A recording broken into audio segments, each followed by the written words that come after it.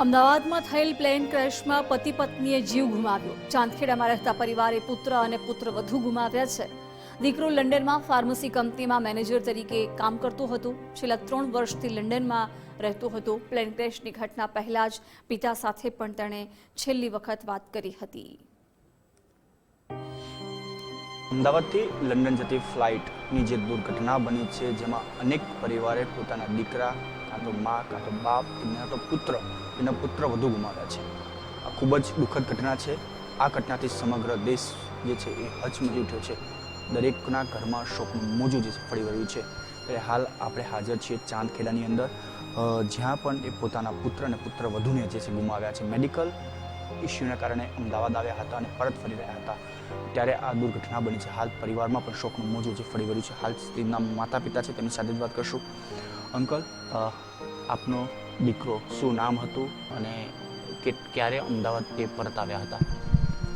મારા દીકરાનું નામ રોજર ડેવિડ ક્રિશ્ચિયન, તેની ઉંમર 37 વર્ષ હતી। તે શનિવારે અહીંયા અમદાવાદ આવ્યો હતો તેની વાઈફની મેડિકલ ટ્રીટમેન્ટના માટે, એટલે ત્યાં ડૉક્ટર સાહેબને મળવાનું હતું। અમે પછી અંદર ગયા, બધે જ ઉપર નીચે બધે સોયું।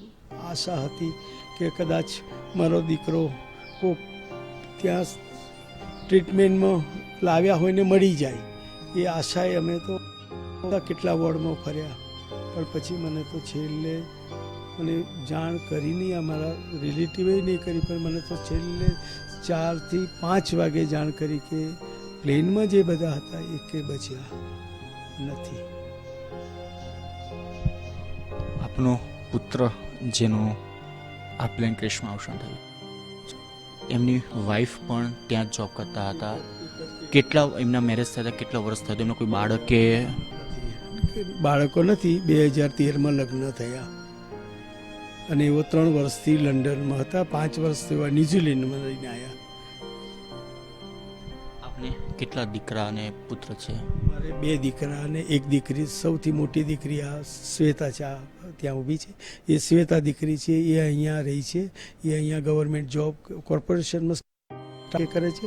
એના પછીનો દીકરો છે એ ઓસ્ટ્રેલિયા સ્થાયી થયેલો છે, સિડનીમાં, જે અત્યારે આવી રહ્યો છે, રસ્તામાં જ છે। અને પછી આ સૌથી મારો લાડકવાળો નાનો દીકરો કે જેને અમે નાનપણથી એને લાડમાં મોટો કર્યો